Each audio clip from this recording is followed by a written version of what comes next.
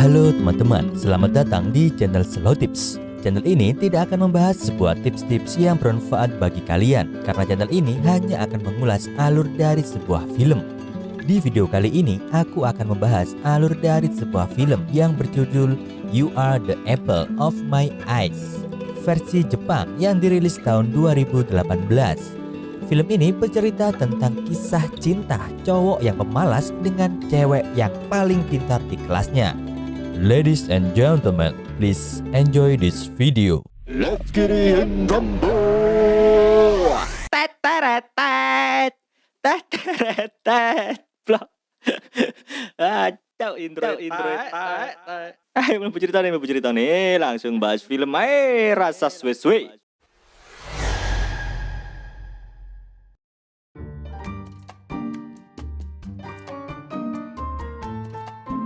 Di awal film kita diperlihatkan oleh seorang pria.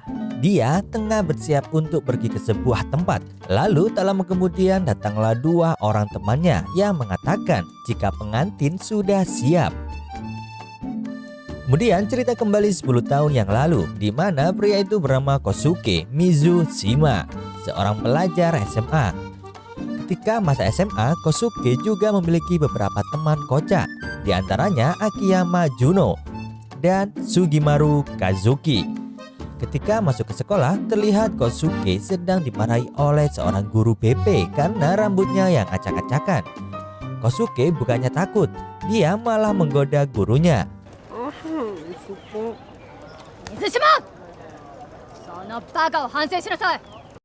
Singkat cerita, ketika di kelas, Kosuke pun dihukum menghadap ke tembok.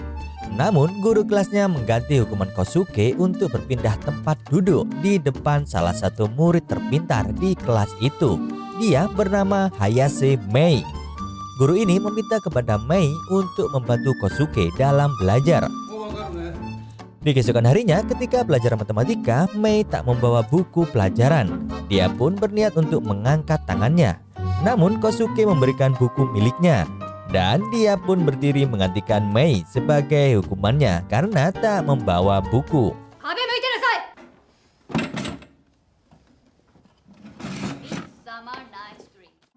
Setelah kelas selesai, Mei menemui Kosuke yang berada di taman sekolah. Di sini Mei berterima kasih dan Mei ingin tahu alasan Kosuke tak mau serius belajar. Kemudian Kosuke pun mengatakan jika pelajaran sangat membosankan. Mendengar hal itu membuat Mei sangat kesal dan pergi meninggalkannya. Keesokan harinya, Kosuke selalu berangkat lebih awal untuk melakukan latihan Muay Thai bersama temannya yang bernama Kento. Dia berbakat dalam bidang olahraga. Setelah selesai latihan, Kosuke kembali ke kelas. Namun hanya terlihat Mei yang berada di kelas tersebut. Di sini mereka berdua saling mengobrol satu sama lain. Dari obrolan ini, Kosuke mulai menyadari sisi keimutan dari Mei karena Kosuke mengetahui jika selama ini Mei seorang cewek yang pendiam. Kelas pun dimulai. Terlihat Kosuke yang selalu tertidur saat pelajaran. Namun Mei selalu mengawasi Kosuke untuk membangunkannya dengan menggunakan ujung ballpoint ketika Kosuke mulai tertidur. Kepedulian Mei kepada Kosuke bukan hanya sampai di situ, di mana ketika Kosuke akan pulang, Mei menyempatkan dirinya untuk menemui Kosuke untuk memberikan soal latihan dan buku referensi matematika. Kosuke pun menerimanya. Malam harinya, Kosuke mulai mengerjakan soal tersebut. Dirinya merasa mempercayai perkataan Mei. Di keesokan hari, Kosuke masuk dalam kelas seperti biasa, hanya ada Mei. Kemudian Mei pun meminta soal yang kemarin dia berikan. Kemudian Mei mengkoreksinya dan ternyata jawaban soal Kosuke salah semua. Akhirnya Mei meminta mengerjakan ulang dengan memberikannya soal baru. Dengan terpaksa Kosuke mengikuti perintah Mei dan mencoba mengerjakan soal tersebut. Dengan hasil kerja keras, Kosuke dalam belajar membuahkan hasil, di mana saat pengumuman nilai matematika dia mendapatkan nilai 76. Nilai tersebut juga cukup membuat Mei senang karena perjuangannya selama ini tidak sia-sia. Di malam harinya, Kosuke menemui Mei belajar di ruang kelas. Kosuke memulai percaya diri jika dia bisa mengalahkan peringkat Mei. Kosuke pun memutuskan untuk melakukan sebuah pertandingan, di mana nilai ujianlah yang menjadi penentunya. dan siapapun yang kalah maka dia harus menuruti perintah dari pemenang. Dan keduanya pun setuju. Semenjak hari itu mereka pun mulai serius untuk belajar demi memenangkan permainan ini. Tak jarang juga si Kosuke ini sedikit iseng dengan menggoda Mei saat dia sedang belajar. Hingga tibalah hari yang ditunggu, yaitu pengumuman peringkat, di mana Mei mendapatkan peringkat nomor 2 di sekolah. Namun Kosuke pun tidak mendapatkan peringkat. Kekalahannya karena Kosuke sudah kalah, dia pun harus menepati janjinya. Kosuke pun pergi ke tempat cukur dan memotong seluruh rambutnya, sesuai dengan yang diminta oleh Mei. Tentu saja perubahan rambut Kosuke yang sangat drastis membuat Mei tertawa. Begitupun dengan teman-temannya yang lain yang malah memainkan kepalanya.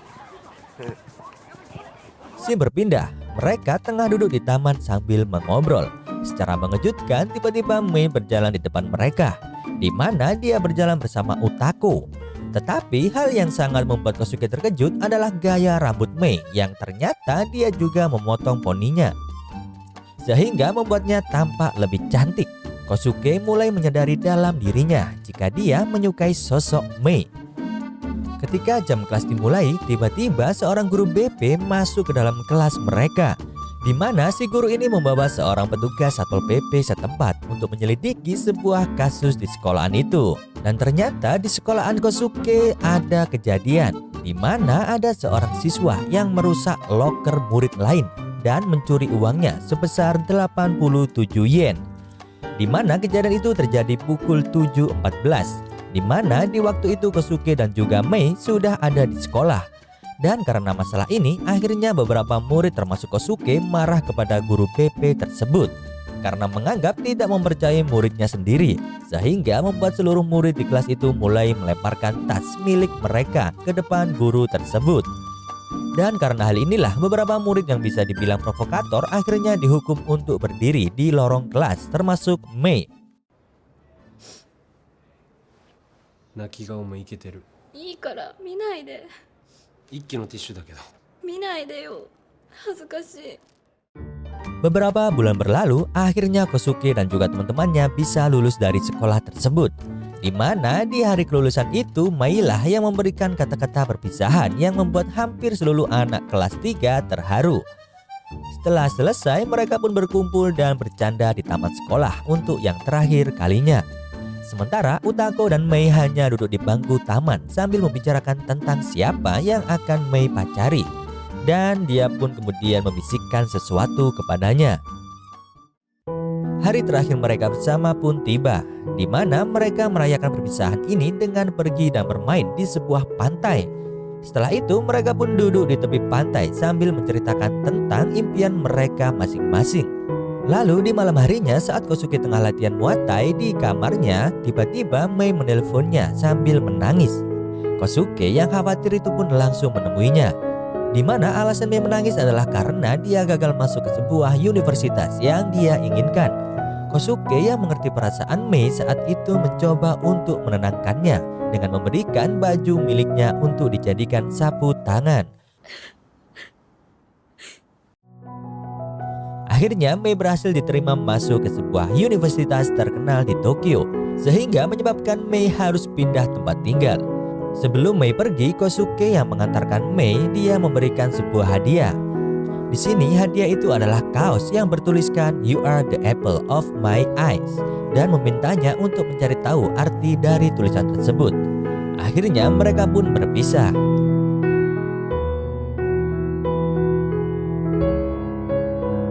Singkat cerita, Kosuke berhasil masuk ke universitas negeri di daerahnya, di mana dia mengambil jurusan kebudayaan. Hubungan mereka berdua belum berakhir, di mana Kosuke menyempatkan untuk menelpon Mei.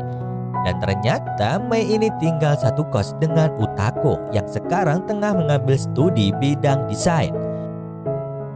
Beberapa bulan kemudian akhirnya libur musim panas pun tiba, di mana Mei memutuskan untuk menghabiskan waktu liburannya bersama Kosuke.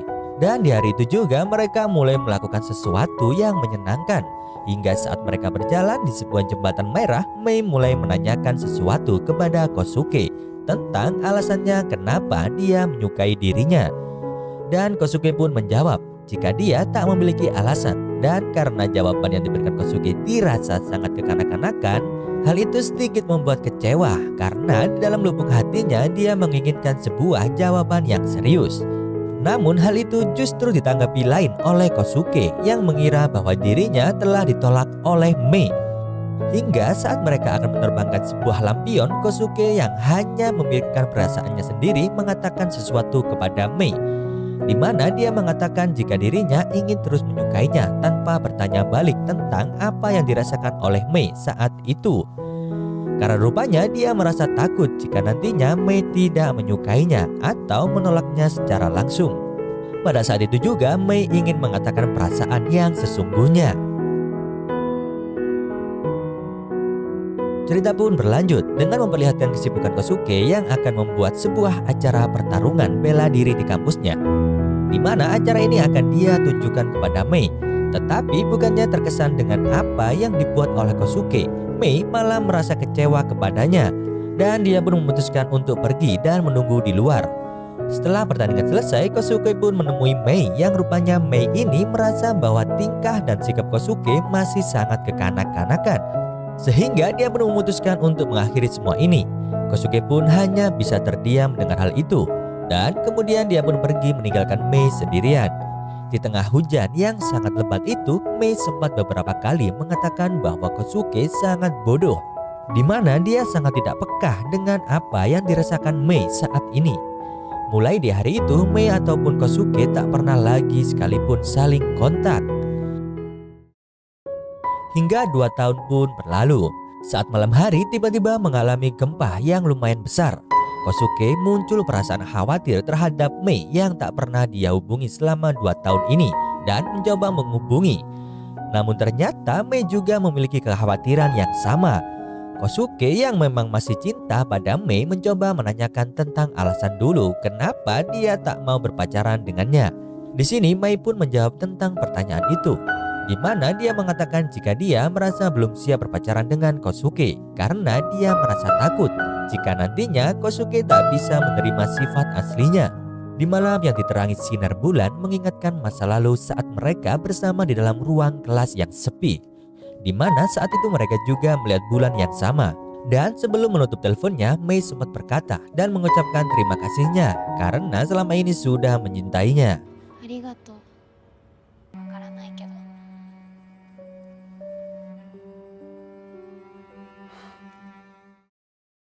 Beberapa tahun kemudian, akhirnya Kosuke berhasil lulus dari universitasnya, di mana sekarang dia telah menjadi seorang penulis novel terkenal. Ketika Kosuke tengah menulis karya barunya, tiba-tiba dia dihubungi oleh Mei. Namun secara mengejutkan Mei mengabari jika dia mengundangnya di acara pernikahannya. Seperti di awal cerita, di mana Kosuke tengah melakukan persiapan untuk menghadiri acara resepsi pernikahan Mei bersama teman-temannya. Ketika Mei mulai keluar dengan mempelai pria, terlihat Kosuke sangat terpukau melihat Mei mengenakan gaun pernikahan. Dia tetap bahagia karena bisa melihat orang yang dia cintai bisa hidup bahagia dengan orang lain. Setelah acara resepsi selesai, salah satu teman mereka bernama Kento mulai mengungkapkan keinginannya, di mana dia meminta izin kepada suaminya untuk mencium istrinya. Dan tanpa terduga dia pun memperbolehkannya, namun dengan satu syarat, yaitu setelah mencium Mei terlebih dahulu. Namun tiba-tiba Kosuke pun langsung mencium pria itu yang tentu saja membuat seluruh orang di sana terkejut, termasuk Mei. Di sini Kosuke membayangkan sedang berciuman dengan Mei. Namun tak lama kemudian dia pun tertawa dengan tingkah konyol Kosuke. Hal itu mengingatkannya tentang masa lalu saat masih bersama Kosuke dan teman-temannya, di mana dulu dia pernah menyukai Kosuke saat itu. Dan dia juga pernah mengatakan hal itu kepada Utako, bahwa jika dia ditembak oleh Kosuke, dia bakal merasa senang. Rasa sukanya kepada Kosuke pun masih berlanjut sampai dia masuk ke perguruan tinggi, di mana dia juga pernah menuliskan kata bahwa dirinya menyukai Kosuke dan ingin tetap tinggal bersamanya di sebuah lampion yang pernah mereka terbangkan dulu. Karena sifat Kosuke yang tak mengerti perasaannya, pada akhirnya Mei pun hanya bisa memendam perasaan tersebut. Setelah selesai mencium suami Mei, dia pun berkata kepadanya jika mulai sekarang dia akan terus menjadi kekanak-kanakan. Di akhir film ini kita diperlihatkan Kosuke yang tengah menulis karya novel barunya, di mana novel kali ini dia beri judul Noda Biru. Dan cerita pun akhirnya selesai.